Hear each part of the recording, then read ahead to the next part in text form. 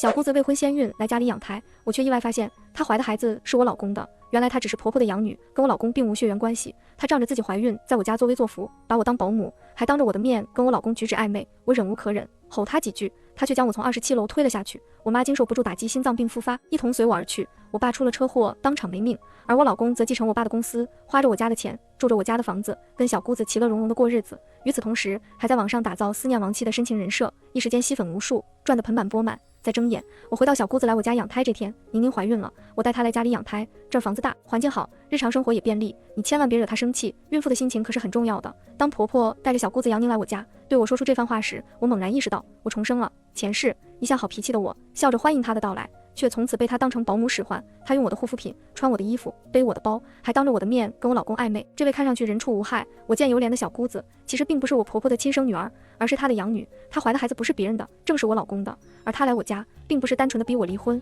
嫁给他哥养紧，而是想让我去死，然后霸占属于我的一切。被我识破后，她干脆一不做二不休，把我从27楼推了下去，对外称是意外，事后还装模作样的去安慰我的父母，结果害得他们双双毙命。我死后，她跟我老公杨景继承我的家产，花着我的钱，住着我的房子，一家人其乐融融的过日子。不仅如此，我老公杨景还在网上打造思念亡妻的深情人设，圈粉无数，大赚特赚。想到这个结局，再看看面前站着的他们，我恨不得当场掐断他们的脖子，但我不能，我要保持理智，我要用他们当初对我的方式来报仇，把他们加在我身上的痛苦千倍万倍的还回去。宁宁睡主卧吧，你把位置腾出来，搬到书房去。婆婆命令式的语气打乱了我的思绪，这次我没有乖乖服从，而是陪着笑脸换了个计策。妈，宁宁住这实在太委屈了，她是第一次怀孕，可得事事当心，把她接到我那套大别墅里去住吧。大别墅？什么大别墅？我爸妈在我结婚前给我买的大别墅，现在没人住，为了方便照顾她，你也可以搬过去同住。婆婆一听就乐开了花。虽然我们这套房子有140多平，但相比于1000多平的大别墅来讲，实在过于拥挤。可小姑子杨宁似乎不太乐意。妈，别墅太大了，怪冷清的，我还是想跟哥哥嫂子住一起，可以相互有个照应。我在心里冷笑一声，别以为我不知道你安的什么心，不就担心跟我老公约会不方便吗？我成全你，没事宁宁，你放心住，我让你哥得空就去看你。我知道你们兄妹俩从小感情就好，你现在怀孕了，家人的陪伴是很重要的。他半信半疑的看我一眼，那就谢谢嫂子。我对他笑笑，客气什么？这2天我找人把别墅收拾一下，你先安心在这住下。听妈说你想睡主卧是吗？那你住主卧，那我哥呢？怎么，你哥我也给你送床上？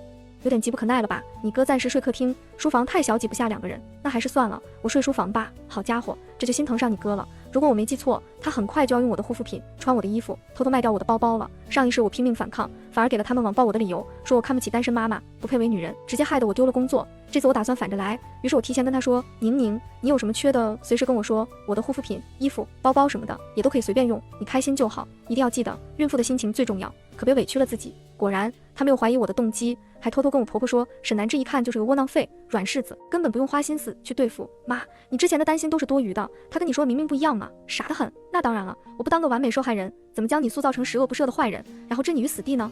我们走着瞧吧，游戏才刚开始呢。我虽不常在别墅居住，但左右2栋的邻居还是认识的。刚过去第1天就告诉他们，小姑子怀孕了，要来这里养胎，先打造贤良淑德的老好人想象，方便他们后期帮我作证。第2件事就是装上全方位无视角的隐藏式摄像头，上一世就是吃了这方面的亏，才给了小姑子诬陷我的机会，这次全都拍下来，看他还能怎么演。第3件事要帮他们找个保姆全程监督，但这件事必须让他们主动提，以婆婆的性格促成这件事轻而易举。哎呀，这个大别墅可真漂亮，南芝你也真是的，以前怎么没听你提过呢？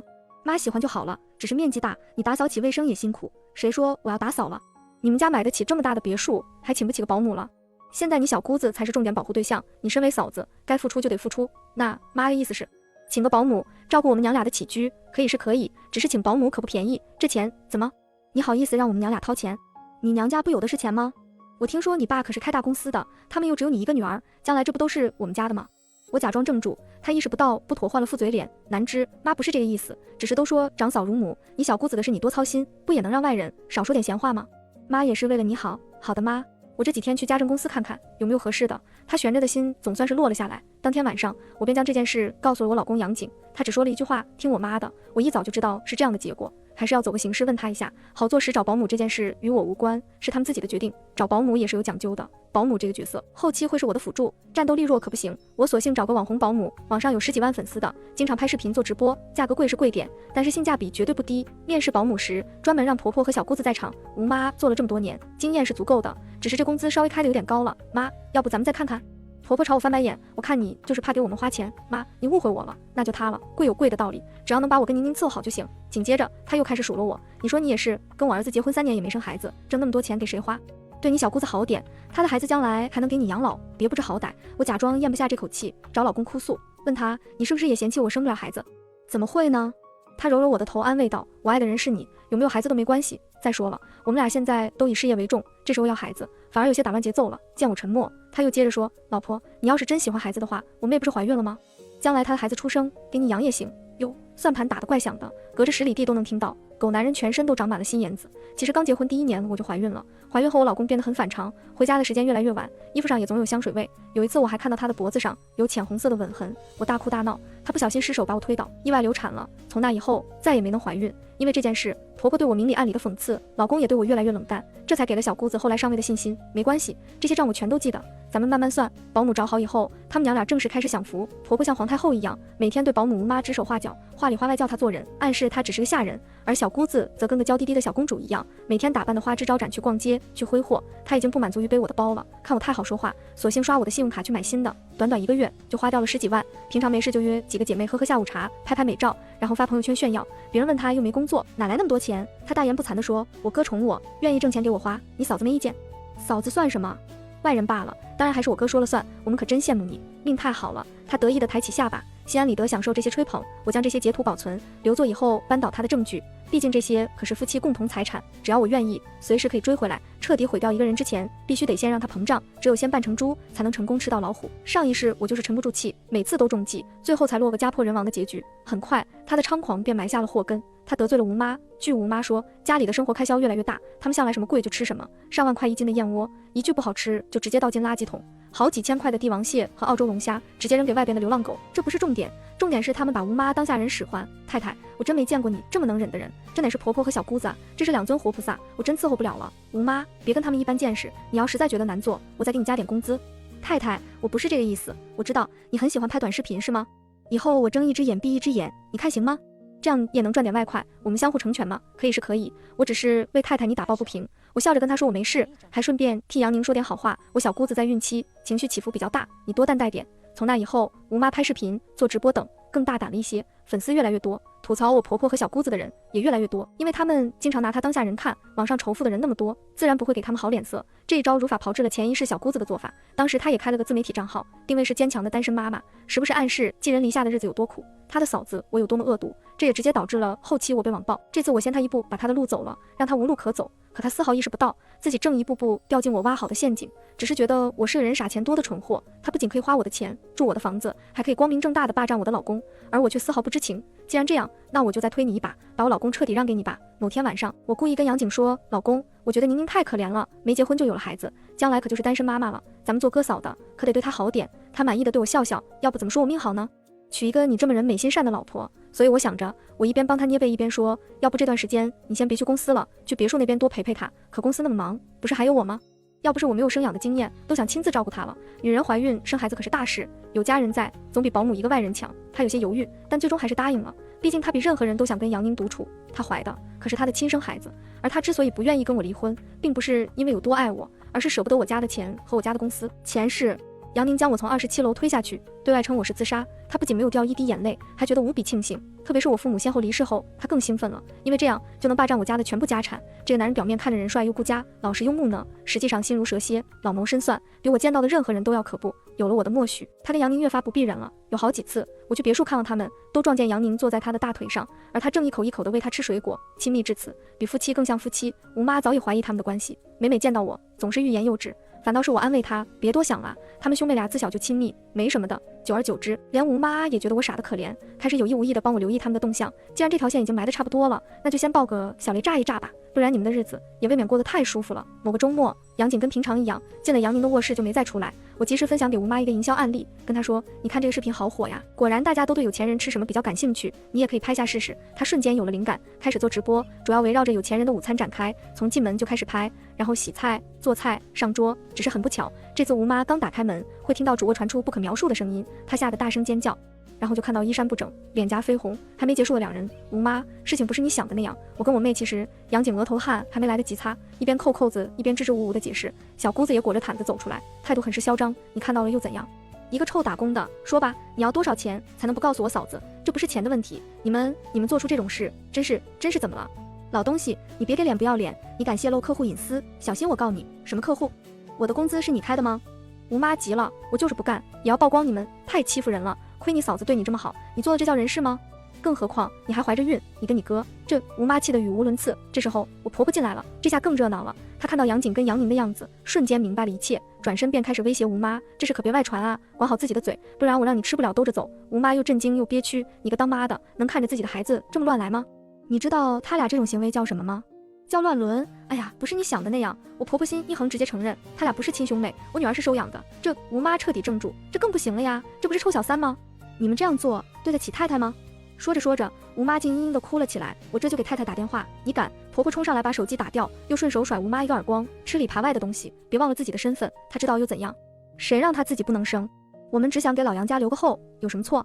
你们真的会遭报应的。吴妈捂着脸，眼泪大颗大颗往下掉，蹲下去拿手机，这才猛然意识到进门时打开的直播还没关，她吓得倒吸一口凉气，险些晕过去。此时在线观看人数已经超过500万，很好，比我想象中还要好。我就是要先把水搅浑，让你们自乱阵脚，然后再打你们个措手不及。火候到了，轮到我出场了，这次我要让你们死个明白。怎么了？出什么事了？我一进门就看到捂着脸哭哭啼啼的吴妈，婆婆双手抱胸，气冲冲的在旁边站着。杨景已经整好了衣服，杨宁依旧裹着浴巾。太太，吴妈率先朝我扑过来，你可要为我做主啊！他们做了见不得人的事，还敢动手打人！这怎么回事？他们三人面面相觑，没有人回答我。这时突然有人敲门，我还没来得及打开，他们就开锁直接进来了，是我爸妈。只见我爸二话不说，直接走到杨景面前，甩手一个响亮的耳光，你这个畜生，敢这么对我们家南枝，看我不把你的腿打断！婆婆见状慌了，叫宣着来护儿子。我妈揪着她的衣领，直接把她推到地下，上去猛踹几脚，你个老不死的，我们买的大别墅，好心给你们住，竟然还干出这种烟渣事，不怕天打雷劈吗？今天我就好好教教你做人。嚯，我爸妈好帅啊！一时间，打骂声、尖叫声、哭喊声汇成一片，左右两栋的邻居全都过来看，前面那条街的也被惊动了，一路小跑赶过来，还有人在偷偷拍照、拍视频。杨宁见情形不对，这才想起关门把浴巾换掉，不然等下挨起打来就不太好看了，差不多可以叫停了。我假装不知道情况上去劝架，爸妈你们先歇歇，有什么事好商量，先别动手。说完示意我妈再朝我婆婆来一脚，她刚醒坐起来，嗷一声又躺倒了。好了，都冷静点，来个人告诉我到底发生了什么？你不上网吗？网上都传遍了，就你个当事人还蒙在鼓里，养你个窝囊废女儿有什么用？我妈气急败坏地对我开骂，我嘴角微微上扬，做事拿出手机，看到热搜上的几个词条，小姑子的孩子竟是老公的，伪兄妹真情人，年度最狗血没有之一，心疼嫂子。不得不说，这波水军还是挺靠谱的，那么快热度就起来了，这钱倒是没白花。不过现在还不是开心的时候，我要先装一下。于是我一脸难以置信的样子，颤着声音问杨景，老公，这都是真的吗？妹妹怀的孩子是你的？你们竟然背着我，别瞎说，没有这回事。婆婆艰难站起来替她解释，他们就是亲兄妹，她的孩子是她男朋友的，跟她哥无关，是吗？哪个男朋友？我怎么没听杨宁提过？杨宁故作镇定，把额前的头发慌乱别到耳后，跟你说了你也不认识，我犯得着跟你说吗？是吗？那你敢不敢去医院做羊水穿刺验个 DNA？ 你说做就做，谁不知道做羊水穿刺有风险？我看你是自己怀不上，存心嫉妒我怀孕吧？啊，正说着，杨宁忽然大叫一声，我老公杨景顺势扶住她。这时不知哪个来看热闹的热心邻居忽然大喊一声，哎呀，你们看，她流血了！是的，她流血了。她的白裙子此时猩红一片，就像雪地里开出的红梅花，甚是好看。杨景肉眼可见的慌张，把她拦腰抱起就往门口冲。我也想跟着去，却被她一把拦下。那我只能自己开车去，不去怎么当面欣赏我的劳动成果？我到的时候，小姑子杨宁依旧在抢救，婆婆在一旁哭哭啼啼，我老公急得抓耳挠腮，只有我一个人刷着手机，看着今天的热搜以及网友的评论。这件事在网上愈演愈烈，他们三个彻底火了，网友已经炸开了锅，课代表的总结被赞到热评第一。总而言之，就是嫂子好心接未婚先孕的小姑子来家里养胎，请个保姆好吃好喝的伺候着，没想到小姑子竟是第三者，她怀的孩子是哥哥的，两人是假兄妹，真情人。下边的评论也很快上千赞，活久见，真是活久见，简直刷新了我的三观。听说嫂子伺候小姑子还花不少钱，这是赔了夫人又折兵。婆婆跟小姑子真不是个东西，平常看吴妈的分享就知道他们有多看不起人，就是花着人家的钱，住着人家的房子，还做着对不起人家的事情，怎么敢的？没有心吗？哎呀，这婆婆我认识，这不是我邻居那个奇葩婆婆吗？我们业主群都传遍了，我那邻居太惨了，楼上展开说说，放个耳朵。这些邻居果然没让人失望，他们很快就将我接婆婆和小姑子来别墅住的始末发了出来，包括但不限于花钱帮他们请保姆，花钱供他们吃喝，以及他们如何对我嚣张，对我恩将仇报，桩桩件件全都没放过。网友们也不傻，对照着邻居的爆料，再去翻看吴妈的视频和直播，全都对上了。小姑子开网店的，店名被人扒出来挂到网上群嘲，店铺即便不关闭，估计也凉透了。不知道她醒来后看到这一切，心里是什么感受？正想着，手术室的门突然开了，老公和婆婆瞬间围了上去。医生边摘口罩边说道：“孩子暂时保住了，但以后千万不能再有房事。虽然已经到了孕中期，但太过激烈会引起宫缩，对胎儿很不利。”说完弯了一眼我老公，好像比骂他更让人难堪。他尴尬地摸了摸鼻子，低下头。我婆婆气得边打边骂：“都是你干的好事，你就这么恶，简直跟畜生一样。”我站在一旁静静地看戏。其实杨景平常是个很谨慎的人，不会明知杨宁有孕还这么莽撞，只是他不知道我在他的早餐里偷偷加了点东西，这才导致他见到杨宁那么兴奋，以至于饥不择食。待我反应过来，赶紧接着演：“妈，你这是什么意思？什么叫都是你干的好事？真是杨景干的。”说完我开始低声啜泣，看上去无比委屈。不是，当然不是，他一口否认。这是杨宁被推了出来，这个话题暂时结束。既然不想聊，那就先不聊，好戏还在后头。直到杨宁出院，他们依旧不肯承认孩子是杨景的，只说是某位前男友的。我按照她怀孕的时间来推算，找到最有可能的前男友来跟她当面对质。好巧不巧，这位名叫张锦州的前男友前段时间就知道杨宁怀孕的事了，一直没找着机会过来确认。这下好了，听到杨宁亲口承认，他更激动了。宁，孩子是不是我的？你当初跟我分手是觉得我养不起，可我现在工资涨了，完全可以让你们过上好日子了。你跟我回去，我们结婚好不好？这人是个恋爱脑吧？不求证就求婚？算了，只要是有菌，纯点也无所谓。只见杨宁听到后眉头紧皱，直接将嫌弃二字写在了脸上，一把甩开他的手，嚷嚷着让他滚，你少自作多情，我怀的怎么可能是你的孩子？那你是在跟我恋爱期间出轨了？那人是谁？你竟然敢给我戴绿帽子！杨宁被噎住。毕竟他说的是事实，当初他跟自己名义上的哥哥，也就是我的老公，厮混在一起时，的确没有跟这位前男友分手，直到发现自己怀孕，才第一时间跟他划清界限。那时候他们已经到了谈婚论嫁的阶段。总之跟你没关系，你再不走我报警了。杨宁吞吞吐吐答不出来，索性直接赶人。那你报吧，大不了去做亲子鉴定，我倒要看看孩子是你跟哪个野男人生的。听到亲子鉴定4个字，杨宁瞬间慌了，只能先稳住他，让他有话好说。我赶紧火上浇油，你慌什么？怎么一听说要做亲子鉴定，你就慌成这样？你不是说孩子是前男友的吗？到底是哪个前男友？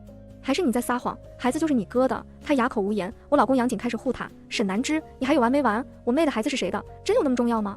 你非得毁了他才肯罢休吗？他现在工作没了，网店被封了，出门就被人指着鼻子骂。你别忘了，她可是个孕妇，同样都是女人，怎么偏偏就你这么恶毒？我愿意相信他，我尽量让自己保持冷静，这不是正在给他机会，让他证明自己的清白吗？如果孩子不是你的，我可以既往不咎，当一切都没发生，不用证明了。你不就是想离婚吗？我成全你，我们现在就可以离。好，但你是过错方，必须净身出户。其实净身出户算是便宜他的，我当然不甘心如此。之所以这么说，是因为我知道杨宁肯定不会同意，因为自始至终他想要的就是我家的钱。果然，他立即开始阻拦，凭什么让我哥净身出户？他又没做错什么。沈南芝，你还真是个毒妇，怪不得我哥不喜欢你，是个男人都不会喜欢你，喜不喜欢我都是他的合法妻子，不像某些人谋足了劲也只能是个小三。他被彻底激怒了，冲上来就要打我。这一幕跟前世很像，前世我们也是发生了口角之争，我戳中了他的痛点，他一气之下将我从27楼推了下去，当场毙命。如今他大概也想这么做，但他不敢，或者说他还没有待到合适的机会。被人拉开后，他忽然开始大哭。不，无论如何我都不会做亲子鉴定，我不能让我的孩子还没出生就受这种屈辱。不管孩子的爸爸是谁，我都会把他生下来。我一整个无语住了，没说不让你生，你该生，但这件事关系到我跟杨景的婚姻要不要继续，亲子鉴定非做不可。不做，我说不做就不做。我婆婆看上去是真急了，开始口不择言。就算是杨景的又怎样？他们根本不是亲兄妹，如果不是你不能生，我们至于这样吗？哟，他这是承认了，竟然还理直气壮了起来。也就是说你承认了，那就没什么好说的了，直接办理离婚手续吧。我会让杨景净身出户，还会追回这段时间给杨宁花的所有的钱。现在你们立即收拾东西搬出去。婆婆继续胡搅蛮缠，凭什么你说搬就搬？你说离就离，我们就不搬就不离。现在宁可是孕妇，她要是出点什么差错，你负得起责任吗？我静静地看着她，然后当着她的面报了警。警察到的时候，左邻右舍全都围过来看。我将情况一一说明，这件事被定义为家庭纠纷，和解为主，但我不接受任何形式的和解。由于这套别墅是我爸妈买的，属于我的婚前财产，他们只能搬走。而另外一套虽然是我出的首付，但是我跟杨景共同还的贷，他们暂时可以住。不过这不重要，重要的是我要让邻居们看到，此事已经惊动了警察，他们迫不及待地往网上发，吃瓜群众一股脑全部围了过来，还有那些自媒体博主嗅到了流量的味道，时刻关注着事态的发展，这波是不用花钱的，我自然要利用好。于是把那段他们亲口承认的录音放了出来，导致他们直接被网暴。上一世被网暴的人是我，这次反过来了。由于影响太大，他们3人只要一出门就会被人指指点点。可即便到了这一步，杨景依旧不想离婚，因为离婚意味着他什么都没了，他们所有的计划都泡汤了。眼看这孩子要出生了，我依旧活得好好的。杨宁开始着急，他找人把阳台的玻璃做了手脚，这一招倒是跟前世一模一样。我家住在27楼，阳台的玻璃若是出了问题，那么只需要轻轻一推，我就会随着破碎的玻璃渣子一起跌下去，必死无疑。只是他们不知道，这次我提前装好了摄像头，他的计划是故意将我引到阳台上，跟我发生激烈的争吵，然后假装不经意地推搡我一下，事后就可以将此事定义为意外。就算追究，也是追究玻璃厂商的问题，而不会追究到他头上，说他蓄意谋杀。不得不说，他算盘打得挺响的，但他万万没想到，他推我时，我避开了，掉下去的人成了他啊！伴随着一声刺耳的尖叫，他大半个身子已经探到了窗外。千钧一发之际，我老公杨景伸手拉住了他的小腿，他整个人呈倒立的姿势挂在外边，我吓得失声大叫，在慌乱中报了警，然后不管不顾地冲上去。杨庄跟杨景一起拉住他的手，从背后的摄像头拍到的画面来看，我是跟杨景一起救人的，但实际上我一边用身体的力量试图把杨景往下拽，一边在慌乱中扣开他的手。就这样坚持不到半分钟，他就支撑不住了，最终2人一起滑了下去。下一秒，空中传来我凄厉的喊叫，警察赶到时，2人已经没了生命迹象，而我吓得没了魂，瘫坐在地上。他们从监控录像得知这是一场意外，还真的开始追究玻璃厂商的问题。但奇怪的是，玻璃本身没有问题，只是在几天前被人做了手脚。多方调查发现，死者杨宁本人偷偷联系过专门换玻璃的工人，将阳台的玻璃提前弄出了裂痕，经过人为撞击，完全碎掉是极有可能的。也就是说，杨宁的本意是谋害我，却一不小心将自己害了。由于他们本身就有热度，此事一出，很快就在网上传开了。大多数人都在说这是他们咎由自取，这就是传说中的现世报。而我只是一个无辜的受害者。婆婆得知这一结果后，对我恨之入骨，一口咬定是我害了他们。但她没有证据，自然不能拿我怎么样，只能瞎嚷嚷罢了。后来她有些神志不清了，经常抱着从垃圾桶里捡回来的洋娃娃喊大孙子。再后来，她的洋娃娃被一群小孩恶作剧丢进了河里，而她不顾一切跳下去捡，再也没有上来，直到被人捞上来。而我成为寡妇的我，继承我老公杨景的一切遗产，收获了同情、心疼和祝福，然后卖掉我们共同居住过的那套房子，抹掉跟他有关的相关记忆，整理好心情，以最好的姿态过好以后的人生。全文完结。